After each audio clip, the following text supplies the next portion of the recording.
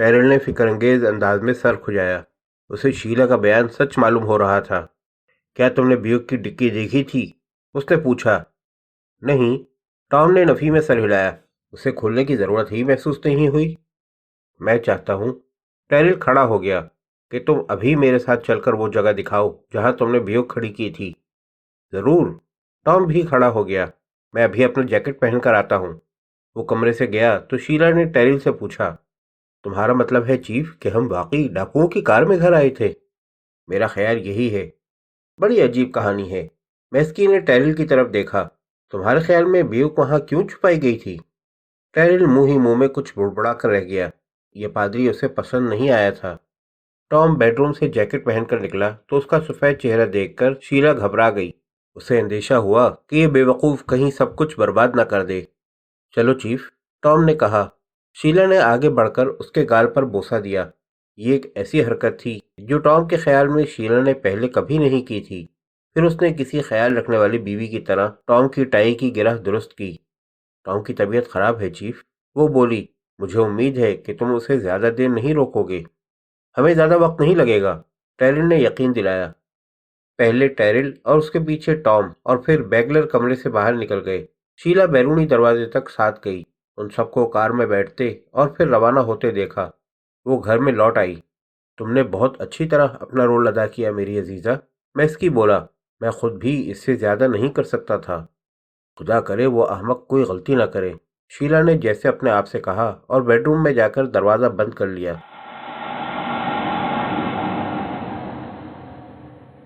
Tom police car کو اس مقام پر لے گیا جہاں بیوک کھڑی ملی تھی۔ لپسکی، جیکوبی اور ٹیرل ریوالور ہاتھوں میں لیے نیچے اترے۔ ٹیرل نے ٹام کو وہیں ٹھہرنے کی ہدایت کی اور خود اپنے ساتھیوں کو لے کر آگے بڑھ گیا۔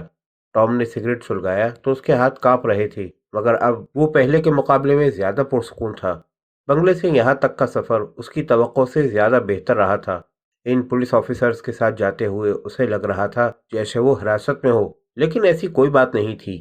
کار کے چلتے ہی ٹیرل نے جو پہلی بات کی وہ یہ تھی، میں تمہارے والد کو جانتا ہوں، وہ بہت شریف انسان تھے، ان جیسا کوئی دوسرا اس شہر میں مشکل ہی سے ہوگا۔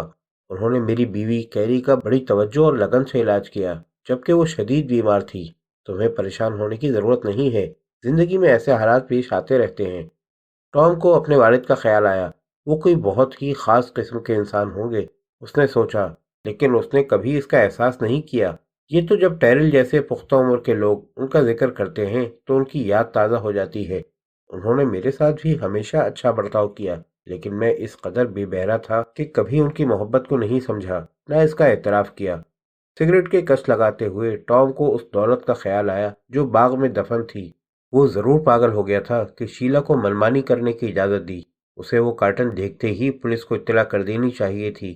اس نے بے چینی سے پہلو بدلا۔ اب تو بہت دیر ہو چکی ہے، لیکن اب اس نے فیصلہ کر لیا کہ وہ اس رقم کو ہاتھ بھی نہیں لگائے گا۔ شیلا سب کچھ لے لے اور چلی جائے، اس سے چھٹکارا پا کر کتنا اطمینان ہوگا۔ گزرا ہوا سال اس کی زندگی کا سب سے بدتر سال تھا۔ 10 منٹ بعد جیکوبی تقریباً بھاگتے ہوئے واپس آیا اور کار کے فون کا ریسیور اٹھا کر ہیڈ کوارٹر سے بات کرنے لگا۔ فریڈ اور پورے اسکواڈ کو یہاں بھیج دو، اس نے کہا، اور پھر اس مقام کا محل وقوع بتانے لگا۔ پھر وہ واپس چلا گیا۔ ٹام کار میں ہی بیٹھا رہا۔ وہ 4 سگریٹ پھونک چکا تو ٹیرل واپس آیا۔ بیوک یہاں نہیں ہے، اس نے کہا۔ تمہیں یقین ہے کہ تم نے اسے شاخوں سے بنائے ہوئے سائبان میں چھوڑا تھا؟ ہاں چیف، ٹام نے چونکتے ہوئے جواب دیا۔ 2 پولیس کاریں آئیں جن سے فریڈ اور اس کے اسکواڈ کے آدمی اترے۔ ٹیرل نے اسے میسکی کی خفیہ پناہ گاہ کی طرف بھیج دیا کہ وہ معمول کی کارروائی کرے۔ بیگلر بھی لوٹ آیا۔ ٹیرل پولیس کار کو ہائی وے کی جانب لے گیا جہاں انہیں بیوک کار کھڑی مل گئی۔ وہ نیچے اترے۔ بیگلر نے بیوک کی ڈکی کھولنے کی کوشش کی مگر وہ مقفل تھی۔ اس نے ٹام کی طرف دیکھا۔ کیا تم اسے کھول سکتے ہو؟ اس نے پوچھا۔ ٹام پھنس ہی گیا ہوتا مگر آخری لمحے اس کے ذہن نے اسے ہوشیار کر دیا۔ اس نے نفی میں سر ہلایا۔ میرے پاس کار کے سوئچ کی چابی ہے مگر ڈکی کی نہیں ہے۔ بیگلر نے اسے غور سے دیکھا، پھر پولیس کار سے لوہے کی ایک سلاخ نکالی اور تھوڑی کوشش سے ڈکی کا قفل توڑ دیا، مگر اس میں اب کیا تھا؟ اس نے ٹیرل کو مخاطب کیا۔ اس میں کچھ نہیں ہے، ممکن ہے اس نے دوسری کار حاصل کر کے رقم اس میں منتقل کر دی ہو۔ اوکے، ہم واپس ہیڈ کوارٹر چلتے ہیں، ٹیرل نے جواب دیا۔ रास्ते में मिस्टर वाइट साइड को उनके घर छोड़ देंगे। वो पुलिस कार में बैठे और रवाना हो गए। मुमकिन है मैस्की ने गार में आने से पहले कार्टन कहीं और छुपा दिया हो, टेरिल ने सोचते हुए कहा। ये तो यकीन है कि वो कार्टन नाकाबंदी से निकालकर नहीं ले जा सका, मगर खुद निकल गया। वो चालाक आदमी है, कार्टन किसी दूसरी जगह पोशीदा कर सकता है। इतनी दौलत के लिए इंतजार किया जा सकता है। मुमकिन है 5-6 माह बाद दौलत हासिल करने वापस आए, मगर हमें यकीन है कि उस जैसे होलिये का कोई आदमी भी शहर से बाहर नहीं गया। बैगलर ने जवाब दिया। अगर उसने कार्टन कहीं और रखा है तो कहाँ रखा होगा? मिसाल के तौर पर किसी लगेज ऑफिस में, मगर वो अकेला ये काम नहीं कर सकता। हम रेडियो और टीवी पर ऐलान कराएंगे। मुमकिन है किसी ने उसे देखा हो। टॉम ये बातें सुनता रहा और उसे इत्मीनान हुआ कि कोई भी रकम छुपाने के सिलसिले में उस पर शक नहीं कर रहा है। ये एक खास बात थी। उसे अपनी खुशकिस्मती पर यकीन नहीं आ रहा था।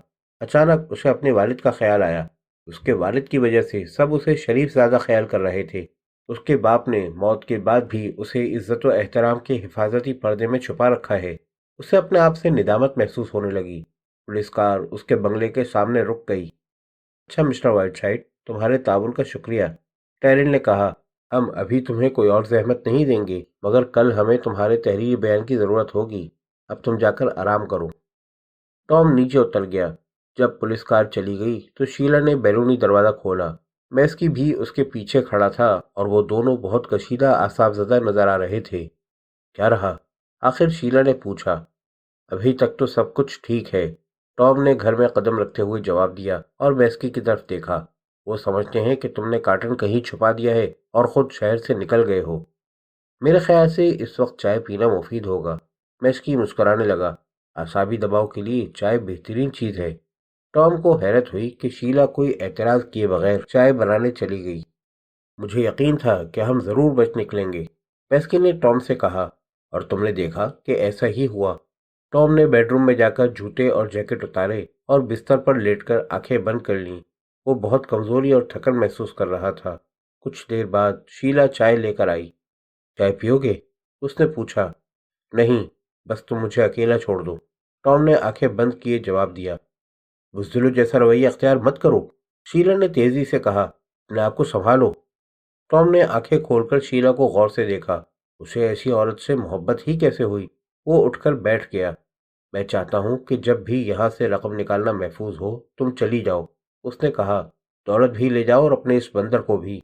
मैं उस रकम को हाथ भी लगाना नहीं चाहता, सुना तुमने? बस इतना ही चाहता हूँ कि दोबारा तुम्हारी सूरत नजर ना आए। शीला ने पहले चौंक कर टॉम की तरफ देखा और फिर एक कहा लगाया। क्या तुम्हारा ख्याल है कि मैं आइंदा कभी तुम्हारी सूरत देखना चाहती हूँ? अहमक आदमी।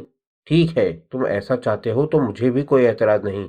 जब हमारा दोस्त यहाँ से जाना महफूज ख्याल करेगा मैं भी उसके साथ चली जाऊंगी, मगर उससे कबल नहीं। मैस्की जो ये सारी बातें सुन रहा था मुस्कुराया। अब कम से कम मुझे इस आदमी की तरफ से कोई फिक्र नहीं होगी। अब सिर्फ इस चुड़ैल पर नजर रखनी है। वो दरवाजे से लगा गुफ्तगू सुन रहा था, मगर शीला के बाहर आने से पहले अपनी कुर्सी पर वापस चला गया। तुम्हारी चाय ठंडी हो रही है मेरी अजीजा, वो बोला। क्या तुम और टॉम किसी बात पर झगड़ रहे थे? अपने काम से काम रखो, शीला ने नागवारी से जवाब दिया और अपनी प्याली उठाकर खिड़की के पास चली गई। उसका जहन मुसलसल सोच रहा था। मैस्की ने चंद लम्हे उसे देखा और फिर कंधे उचकाते हुए टीवी खोल दिया। बंद करो इसे, शीला ने गुस्से से कहा। हरगिज नहीं, अभी कुछ देर में खबरें नशर होंगी, मैस्की ने जवाब दिया। हम जिस पोजीशन में हैं उसमें ताज़ा तरीन खबरों से आगाह रहना मुफीद होता है। जो प्रोग्राम दिखाया जा रहा था उसे रोककर अनाउंसर ने कहा। हमारे पास कैसीनो की डकैती के बारे में कई अहम खबरें हैं। जैसा कि हमने कल रात कहा था, पुलिस ने तमाम बैंकों और दुकानदारों को ताकीद की है कि वो $500 के नोटों पर निगाह रखें। ऐसे नोट उस वक्त तक कबूल न किए जाएं जब तक वो देने वाले से वाकिफ न हो, और इस सूरत में भी उस फर्द का नाम व पता नोट पर लिख दिया जाए जो उसे पेश कर रहा हो। पुलिस ने मजीद, शीला के हाथ से चाय की प्याली छूटकर फर्श पर गिर पड़ी और टुकड़े टुकड़े हो गई। उसने आहिस्ता से तश्तरी एक तरफ रख दी। उसके जिस्म में खौफ की ठंडी लहर सी उतर गई। उसने घड़ी खरीदते हुए मार्शल को एक नोट दिया था, तो क्या उसने नोट पर शीला का नामो पता लिख लिया होगा? प्याली गिरने की आवाज सुनकर मैस्की ने जल्दी से घूमकर शीला की तरफ देखा। उसका खौफजदा चेहरा देखकर उसे फौरन मालूम हो गया कि शीला ने एक या ज्यादा $500 के नोट खर्च किए हैं।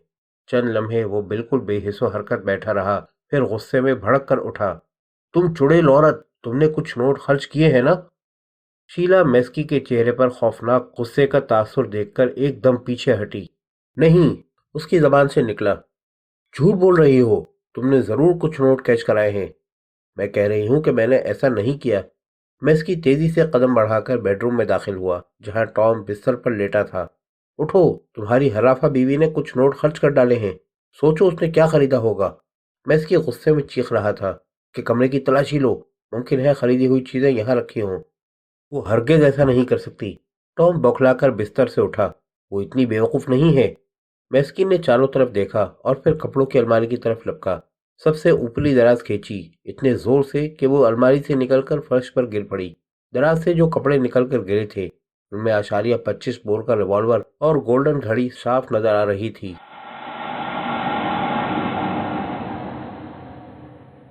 بیگلر نے کافی کا گھونٹ نگلتے ہوئے ٹیرل سے کہا، چیف، آپ نے اس پر غور کیا ہے کہ ممکن ہے ٹام اور شیلا کو رقم مل گئی ہو اور اب وہ اسے دبائے بیٹھے ہوں؟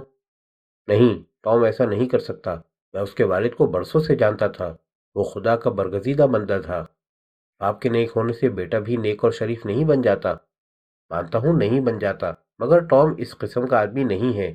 اس کی سمجھ میں ہی نہیں آئے گا کہ اتنی دولت کا کیا کرے، کیسے سنبھالے۔ لیکن اس کی بیوی ایسا کر سکتی ہے؟ نہیں، بات پھر بھی صاف نہیں ہوتی، ٹائرل نے سوچتے ہوئے کہا۔ میرا اندازہ ہے کہ میسکی کے پاس کوئی اور کار بھی تھی، اس نے بیوک سے کارٹن نکال کر اس کار میں رکھ دیا اور بعد میں کہیں چھپا دیا اور خود شہر سے چلا گیا۔ وہ اتنا بڑا کارٹن کہاں چھپا سکتا ہے؟ کہیں بھی، مثلاً کسی لیگیج آفس میں، ٹیلنٹ نے کہا اور دیکھا کہ بیگلر بدستور کسی سوچ میں ہے۔ ٹام یا شیلا میں سے کسی کو نہیں معلوم تھا کہ کارٹن بیوک کی ڈگی میں رکھا ہے۔ چارلی، بیگلر نے اچانک ریسیور اٹھاتے ہوئے کہا، جنرل موٹرز کے جنرل مینیجر کولنگ سے بات کراؤ۔ کچھ دیر کے بعد جب مسٹر کولنگ سے رابطہ ہو گیا تو بیگلر نے کہا، مسٹر کولنگ، میں سٹی پولیس کا سارجنٹ بیگلر بات کر رہا ہوں۔ زحمت دینے کے لیے معذرت خواہ ہوں، ایک چھوٹی سی بات معلوم کرنی تھی۔ بیوک کار میں اس کے سوئچ کی چابی ڈگی کا قفل بھی کھول سکتی ہے یا اس کے لیے علیحدہ چابی ہوتی ہے؟ اس نے کچھ دیر سنا اور شکریہ کہہ کر ریسیور رکھ دیا اور ٹیرل کی طرف دیکھا۔ سوئچ کی چابی سے ڈگی بھی کھولی جا سکتی ہے چیف، اس نے کہا، جبکہ ٹام نے کہا تھا کہ سوئچ کی چابی سے ڈگی نہیں کھل سکتی۔ ٹیرل نے سوچتے ہوئے کہا، ہاں، اس نے یہی کہا تھا۔ بیگلر نے تائید کی۔ دونوں نے ایک دوسرے کی طرف دیکھا۔ ٹیرل کرسی پیچھے کھسکا کر کھڑا ہو گیا۔ بیگلر بھی اٹھا۔ اسی وقت فون کی گھنٹی بجی۔ بیگلر نے ریسیور اٹھا لیا۔ فلوریڈا بینک کا خزانچی چیف سے بات کرنا چاہتا ہے، چارلی کی آواز آئی۔ بیگلر نے ریسیور ٹیرل کو دے دیا۔ ہیلو، میں ٹیرل بات کر رہا ہوں۔ چیف، ہمیں ابھی ایشین جیولر سے $500 کا ایک نشان زدہ نوٹ ملا ہے، بینک کے کیشیئر نے بتایا۔ نوٹ پر مسز وائٹ سائڈ کا نام و پتہ لکھا ہے، نمبر 1123 ڈیولپمنٹ ایوینیو۔ ٹیرل نے بیگلر کی طرف دیکھا اور ریسیور میں کہا، تمہیں یقین ہے کہ وہ نشان زدہ نوٹ ہے؟ مجھے یقین ہے، جواب ملا۔ شکریہ، اس نوٹ کو سنبھال کر رکھو، میں بعد میں رابطہ قائم کروں گا، ٹیرل نے کہا اور ریسیور رکھ دیا، اور پھر بیگلر سے کہا، لیپسکی اور جیکوبی کو بلاؤ، تمہارا خیال بالکل ٹھیک تھا، شیلا ایک نوٹ کیش کرا چکی ہے، آؤ چلیں۔ اور میرا یہ اندازہ بھی درست ہو سکتا ہے کہ وہ فادر سٹی میسکی ہے۔ ٹام اور شیلا کسی پادری کو اپنے گھر میں نہیں رکھ سکتے۔ تمہارے ساتھ مصیبت یہ ہے بیگلر، ٹیرل مسکرانے لگا، کہ تم ضرورت سے زیادہ ہوشیار ہوتے جا رہے ہو، اب جلدی سے چلو۔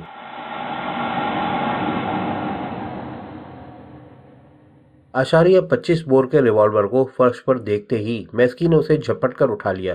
ٹام نے اس کے ہاتھ پر ہاتھ مارا، ریوالور گر گیا۔ میسکی گالیاں بکتے ہوئے پھر اسے اٹھانے کے لیے جھکا، مگر ٹام نے اسے ٹھوکر مار کر پلنگ کے نیچے پھینک دیا۔ بس ختم کرو، اس نے کہا۔ میسکی نے سیدھے ہو کر ٹام کو گھورا۔ ٹھیک ہے، وہ بولا، میرے پاس اس چڑیل کے لیے ریوالور سے بہتر چیز ہے۔ اس نے کمرے سے جانے کی کوشش کی تو ٹام نے اسے پکڑ لیا۔ میں نے کہا ہے ختم کرو۔ تمہارا خیال ہے کہ میں اس چڑیل کو چھوڑ دوں گا؟ میسکی نے غصے سے کہا، یہ میری زندگی کا بہترین پلان تھا، $2.5 ملین، مگر اس خود غرض لالچی عورت نے اسے تباہ کر دیا۔ میں اس کی کھال ادھیڑ دوں گا۔ اس نے جیب سے تیزابی ریوالور نکالا۔ ٹام نے میسکی کے منہ پر ایک زبردست گھونسا مارا اور ریوالور اس کے ہاتھ سے چھین لیا۔ میسکی کو اچانک ایسا محسوس ہوا جیسے اس کے سینے میں کوئی دھماکہ ہوا ہو۔ وہ گھٹنوں کے بل جھک گیا۔ اٹھنے والا شدید درد اس کی قوت برداشت سے زیادہ تھا۔ اس نے چیخنے کی کوشش کی مگر منہ سے کوئی آواز نہیں نکلی۔ ایک گہری تاریکی نے اسے نگل لیا اور کچھ باقی نہیں بچا۔ وہ بے جان سا بے حس و حرکت فرش پر لڑک گیا۔ شیلا کمرے میں داخل ہوئی، میسکی کی لاش کو دیکھا اور پھر ٹام کی طرف۔ اس کا چہرہ سفید پڑ گیا۔ میں جا رہی ہوں، وہ بولی اور پھر فرش پر گولڈن گھڑی دیکھ کر اسے اٹھا لیا۔ ٹام نے اس کی کلائی مروڑ کر گھڑی چھین لی۔ نکل جاؤ، وہ چیخا، مگر تم یہ گھڑی نہیں لے جا سکتی، یہ پولیس کو دی جائے گی۔